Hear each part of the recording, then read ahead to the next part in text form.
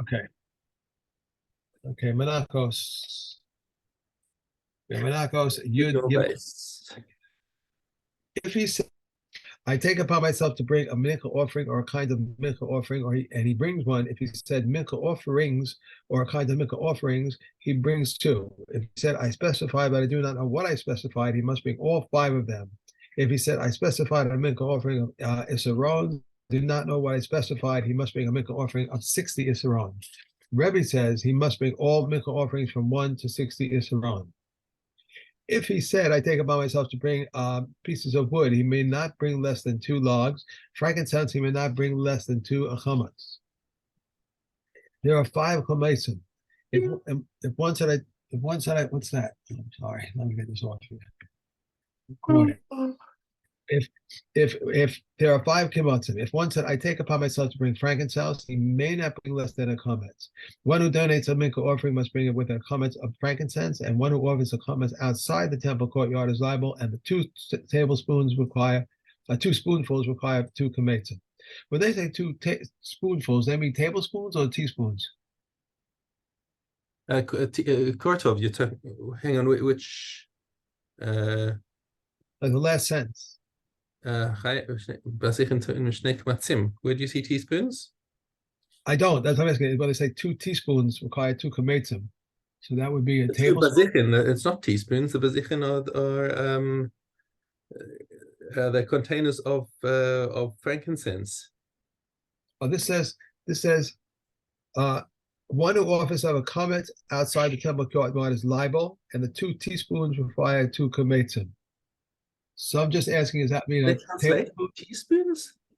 Yeah, that's quite weird. Okay, I've never heard it translated as a teaspoon before. I don't know. I don't know if it's a teaspoon or a tablespoon. I don't know what they. What is? Let me just take a look at what Kahati uses. A second. My Kahati translation over here says. Dishes. He calls them dishes. The bazichin are dishes, not teaspoons. I'm not sure where they got that teaspoon. Okay. Okay. All right. Go past the proofreader. If one said, "I take upon myself to bring gold," he may not bring less than a dinner of gold. Silver, he may not bring less than a dinner of silver. Copper, he may not bring less than an equivalent of a ma of silver. I specify, but I do not what I specified. He must bring until he can say, I did not intend this. Okay. I think that was it, right? Yeah. Okay. Right. Mission pay. Right. Okay, so we've just seen if we're going through the series of things of he said he donated something, but he can't remember how much or what quality. So we work out what is the minimum that he needs to bring to be yotze. So Mishna Hey talks about wine now. Harei alai yain. He said, I'm going to bring some wine. Lo yivchos mishlosha login. So the minimum that he can bring is 3 log, because 3 log is the minimum amount that is brought with any one korban. Okay, because that's the smallest nesech that comes is 3 logs, and shemen, if he offers to donate oil. Remember we had this debate between Rabbi Tarfon and who else? I think it was couldn't have been. I remember Rabbi Tarfon was the one. There was another Tana, and I can't remember who it was, who said you cannot donate oil. And Rabbi Tarfon said, oh, it was Rabbi Shimon. Because Rabbi Shimon said, if you see somebody if you see them handing out oil in the courtyard, you know already what it is. It's not something that was donated. And Rabbi Tarfon says, no, that's not so. It's you can just donate oil. That's not a problem. That's not a problem. And the halacha follows Rabbi Tarfon that you can donate oil, and this Mishnah obviously follows from that. Loivchos milog, may not bring less than 1 log, because the mincha of 1/10 of a cup of solet, which is the smallest of the menachos, requires 1 log of oil. Rabbi Omer shlosha login. So Rabbi Yehuda Nasi says, no, you need 3. Because it should be the same as the nesech of a sheep, which is the smallest of the mincha of the libation offerings. Okay. Perashti, he says, I said an amount of oil of oil or of wine. Any odema perashti, but I can't remember the number that I said. Yaviku yom hamerubah. Then he has to bring as much as the largest day, which is like on Sukkot. So the nesachim that were brought on that first Yom Tov of Sukkot, when we have the most number of sacrifices that we have in the whole year, okay, and that is 6 log of oil and 6 log of wine for each bull, which makes 78 logs for the bulls, and 4 logs of oil and 4 logs of wine for each ram, which makes 8 logs because they're two rams, and 3 logs of oil and 3 logs of wine for each sheep, which comes to 45. Okay. Sorry, 54. Beg your pardon, 54 for each for the sheep. So it comes out the tzachakol 140 arbim, 140 logs of oil and 140 logs of wine. Okay, so that's the case if he did specify a number and he can't remember what number he specified, so we go for the maximum. It says Hare olai ola. If a person says, I'm going to bring an olah, so what's the minimum he can bring to fulfill his obligation? Is a sheep. That's the smallest olah. Rabbi Elazar ben Azari Omer, or Tor or ben Yonah. No, you can also bring a bird olah, no problem with that. So the Tanna Kama says that stam olah, we're thinking about a behemoth. But Rabbi Elazar ben Azari says, no, you could also be a bird. Perashti min habakar. He says, I said I was going to give a certain species of cattle, but I don't remember what species I specified. So what does he have to bring? Yavi par va'egel. So he has to bring both a bull and a calf. Okay, but it's got to be a male because an olah is always a male. It says mina behema. If, however, he said I was going to bring an animal korban, but I don't remember what type I specified. Yavi par va'egel ayil gedi v'taleh. So he has to bring not only the bull and the calf, he also has to bring a ram, he has to bring a kid, and he has to bring a what's a baby sheep? Sheep, right? A lamb, right? Okay. Pirashti v'eni yodeh ma pirashti. He says I specified something, but I don't remember what I specified. And which means it could have been a bird as well. Mosif alehem Torah ben Yonah. So now he has to bring an olah of every single possible type of species. So this can get quite costly if he doesn't remember. Yeah, so you don't want to make mistakes like that. Yeah. Harei alai toda ushlamim. Now, instead of talking about an olah, we're talking about a toda or a shlamim offering. What's the difference between the toda and the shlamim offerings that's going to differ from the last one? Is that an olah has to be a male. Shlamim and toda can be male or female. So the minimum that he can bring if he just says, I'm going to bring a toda or shlamim is, again, a sheep. Pirashti min habakar ve'eni yodeh ma pirashti. He says, I specified something from cattle, but I don't remember what. Yavi par upara egel ve'egla. Now he's got to bring a male and a female of both an adult and a young cow, bull, calf. Okay, mina behema. If he also if he said, no, I said I was going to bring something of the animal, but I don't remember what species, what type. Any yodeh ma pirashti. Yavi paru para egla egla ayil v'rachel gediya gediya sa'ir asira tale v'talia. Right, so every single thing, male and female of every single species, he's going to be walking in like Noah's Ark. And I say, what are you doing? He says, and he says to the Kohen, long story. Very good. Okay. All right. We are on to Yud Dalet. Yes. Okay. They would reap it and place it in baskets and bring it to the temple courtyard. They would toast it in fire in order to fulfill the mitzvah of toasting. These are the words of Reb Meir. But the Kekumen say they beat it with reeds and stalks so that it should not be crushed. Then they would place it in a pipe which was perforated so that the fire would prevail over all of it, and they would spread it out in the courtyard, and wind would blow on it. They would place it in a gristmill and extract from it an isarum, which was sifted with 13 sieves. The remainder is redeemed, and they may be eaten by anyone. It is subject to kala and exempt from misa. The keeper declares that it's subject to kala and to misa. He approached the isaron and put in its oil and its frankincense, and then he poured and mixed, waved and brought it near to the altar, performed kamitza, and burned it on the altar. Remainder is eaten by the kohanim. After the omer was offered, they would go out and find the marketplace of Yerushalayim full of flour and a flour of toasted grain, and which was against the will of the Kachamim. These are the words of Reb Meir. The Yehuda says it was in accordance with the will of the sages that they did it. After the omer was offered, the new grain was permitted immediately, and those who were distant were permitted from midway and onward. From the temple, if the temple was destroyed, Rabbi Yochanan ben Zakkai instituted the entire day of waving should be forbidden. Said Rabbi Yehuda, is it not biblically forbidden as it is stated until this very day? Why are those who are distant permitted from midday and onward? Because they know that the court does not procrastinate with it. The Omer offering rendered the new grain permissible in the provinces, and the Shtei Lechem did so in the temple. We do not make offerings on the Koram or the mincha offering of an animal prior to the Omer offering, and if one brought, it is invalid. Prior to the Shtei Lechem, one may not bring, but if he brought it, it is valid. Okay. Shavuos. No, Zavachim. No, I meant Shavuos, what we said, the Shtei Lechem. Okay.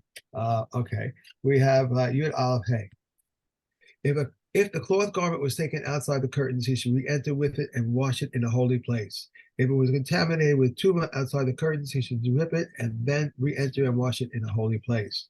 If the earthenware vessel was taken outside the curtains, he should re-enter it with it and break it in its holy place. If it was contaminated with tumah outside the curtains, he should puncture it and then re-enter and break it in a holy place. If the copper vessel was taken outside the curtains, he should re-enter with it and purge and rinse it in a holy place. If it was contaminated with tumah outside the curtains, he should breach it, re-enter, and purge it and rinse it in a holy place. Okay. Whether one cooked it in or poured hot liquid into it, whether it was the meat of the most holy offerings or the holy offerings of lesser holiness that require purging and rinsing. Reb Shimon says offerings of lesser holiness do not require purging and rinsing. Reb Tarfon says if he cooked it from the beginning of the festival, he may continue to cook it in for the entire festival. But the comments say with the conclusion of the period of eating comes the requirement of purging and rinsing, and purging is one of the purges of the purges is as one purges a cup, and rinsing is one rinses a cup. Purging is done with hot water and rinsing with cold water, and the spit and the grill are purged in hot water. And we are into Edios. Edios above Aleph. Rabbi Yehuda ben Bava testified concerning 5 things. The first, that we count that we, the court, caused certain minors to refuse to continue the marriage. And I'm sorry, I skipped the page. And he testified that we allow a woman to remarry based on one witness. And he testified that a rooster was once stoned in Jerusalem for killing a person. And he testified that the 40-day-old wine was poured as a libation on the altar. And he testified about the morning Talmud that it may be offered until 4 hours of the day. Reb Yeshua and Reb Nechunya, Reb Elen San, the leader of the Kar Bavli, testified concerning a limb of a corpse, that it is tameh. Reb Eliezer said they did not say this except regarding a limb from a living person. And they said to Reb Eliezer, is it not a kavachoma? Even regarding a living person who is inherently tahor, a limb that becomes detached from him is tameh. Then regarding a corpse which is inherently tameh, is it not logical that a limb that becomes attached from it should be tameh? So Eliezer said to them, they did not say that a limb transmitted tumah except regarding a limb that was severed from a living person. Alternatively, the tumah remaining from the living is in a sense greater than the tumah emanating from the dead. For the living, Sav renders tameh a couch or a seat that is underneath him to contaminate a person who touches the couch or seat, and to contaminate his clothes. And the Zav also renders tameh that which is above him and that rests on him with a light tumah, to contaminate foods and beverages only whereas a corpse does not contaminate in this manner. Regarding an olive's volume or more of flesh that becomes attached from a limb that had been severed from a living person, with Eliezer declares the Tameh, whereas Rabbi Yeshua ben Nechunya declares the Tahor.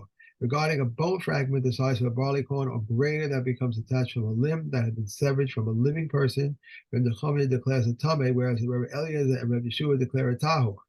They said to Rabbi Eliezer, on what basis did you see it fit to declare Tameh an olive's volume of flesh that becomes Tameh attached from the living severed limb of a living person? He replied, we find that the severed limb of a living person is like a complete corpse. It follows that just as regarding a corpse, the law that is that an olive's volume of flesh that becomes attached from it is Tameh, so too regarding the severed limb of a living person, the olive's volume of flesh that becomes attached from it should be Tameh. They said to Reb Eliezer, no, if you declare Tameh an olive's volume of flesh that becomes attached from a corpse, that is logical, since you also declare Tameh a bone fragment the size of a barley corn that becomes attached from it. Can you likewise declare Tameh an olive's volume of flesh that becomes attached from the severed limb of a living person, when you yourself declare a tahor or a bone fragment the size of a barley corn that becomes attached from it? They said to Reb Nechunya, on what basis do you see fit to declare Tameh a bone fragment the size of a barley corn that becomes detached from the severed limb of a living person? He replied, we find that the severed limb of a living person is like a complete corpse. It follows that just as regarding a corpse, the law is that a bone fragment the size of a barley corn that becomes attached from it is Tameh, so too regarding the severed limb of a living person, a bone fragment the size of a barley corn that becomes attached from it should be Tameh. They said to him, no. If you declare Tameh a bone fragment the size of a barley corn that becomes detached from a corpse, this is logical, since you also declare Tameh an olive's volume of flesh that becomes detached from it. Can you likewise declare a Tameh a bone fragment the size of a barley corn that becomes attached from the severed limb of a living person, when you yourself declare tahor and olive's volume of flesh that becomes attached from it? They said to Reb Eliezer, on what basis did you see fit to divide your opinion? Either declare both of them Tameh or declare both of them tahor. Reb Eliezer said to them, the tumah of a flesh is greater than the tumah of the bones. So the tumah of flesh applies in the case of nevelis and the case of shiratzim, but which is not so in regard to the bones. Alternatively, a limb that is properly covered with flesh transmits tumah through contact, though carrying it via a roof. When some of the flesh is missing from a limb, it is still tameh. But if any part of the bone is missing from it, the limb, it is tahor. They said to Reb Nechunya, on what basis did you see fit to divide your opinion? Either declare both of them tameh or declare both of them tahor. And Nechunya said to them, the tumah of the bones is greater than the tumah of the flesh. For a piece of flesh that becomes attached from a living person is tahor, whereas a limb that becomes attached from a living person is in its complete form is tameh. Alternatively, an olive's volume of flesh transmits tumah through contact or carrying it via a roof, and similarly, the majority of the bones in the skeleton transmit tumah through contact, through carrying and via a roof. Now, if the flesh is missing the requisite revium, it is completely tahor. But if part of the majority of the bones in the skeleton is missing, the law is that even though the remainder is tahor in the respect that it is included from transmitting tumah via a roof, it is still transmit tumah through contact and through carrying. Alternatively, when the flesh of a corpse is less than an olive's volume in measure, it is tahor. But with respect to the majority of the structure and the numerical majority of the bones of a corpse, even though they do not measure a quarter kav, they are tameh. They said to Rabbi Yeshua, on what basis did you see fit to rule both of them tahor? And Rabbi Yeshua said to them, on what basis did you see fit to rule both of them tahor? Rabbi Yeshua said to them, no. If you said regarding a corpse, since a corpse is subject to a majority, a quarter kav and a corpse dust, shall you say same regarding the limbs severed from a living person, which is not subject to a majority, a quarter kav and a corpse dust. Okay. Phew. That was a super long Mishna. Yes. One I would not like to be tested on. Okay. Okay, Nazir. Yeah, Nazir, Dalet Gimel. A woman who vowed to be a Nazira and drank wine or rendered herself tameh from the dead, she receives 40 lashes. If her husband revoked her Naziris, but she did not know that her husband had revoked her Naziris, and she drank wine or rendered herself tameh from the dead, she does not receive 40 lashes. But Yehuda said, even if she does not require 40 lashes, she receives lashes for rebelliousness. A woman who vowed to be a Nazira and set aside her animal, and then her husband revoked her Naziris, if her animal was his, it may go out and pasture with the flock. If her animal was hers, the sin offering dies, and the burnt offering is offered as a burnt offering, and the peace offering is offered as a peace offering, but it is eaten for 1 day and does not require bread.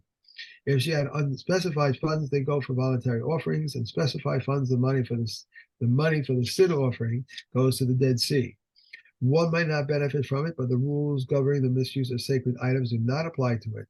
With the money for the burnt offering, they bring a burnt offering, and the rules governing the misuse of sacred items apply. With the money for the peace offering, they bring a peace offering, but it is eaten for 1 day, and it does not require bread. If one of the bloods was thrown on her behalf, it cannot revoke. Rabbi Akiva says even if one of all the animals was slaughtered on her behalf, it cannot revoke. In what context are these things said? Concerning the head shaving in Tahara, but in the case of head shaving for Tuma, he may revoke, since he may say, I do not want an impoverished woman. And Rebbe says, even concerning the head shaving in Tahara, he may revoke, since he may say, I do not want a shorn woman. Okay. Okay. And we are on to Orla. Okay. All are Bed Zion. Stringently and leniently, if they are of different kinds, how so? If, for instance, crushed beans have been cooked with lentils and they impart a flavor where they are outweighed by 100 to 1, or they are not outweighed by 100 to 1, it is forbidden. If they do not impart flavor, whether they are outweighed by 100 to 1 and they are not outweighed by 100 to 1, it is permitted. If leaven of chulin fell into dough and it suffices to leaven, and then leaven of truma fell in, or the leaven of kila hakarim and it suffices to wet leaven, it is forbidden. If leaven of chulin fell into dough and leavened it, and the leaven of truma or leaven of kila hakarim fell into it, and it suffices to leaven, it is forbidden. Reb Shimon permits it. That can. Okay. And we have Ara. Okay, Aleph Beit. Yossi Agili says Param are within the second year, as it is stated, a second bull shall you take for a katas offering. But the comments say even within the third year. Reb Meir says even within the fourth year and even within the fifth year they are permitted, except that we do not bring older animals because of consideration of dignity. Lambs are within their first year and rams are within the second year, and with all of them the year is reckoned from birthday to birthday. A sheep is in its 13th month is acceptable neither as a ram or a lamb.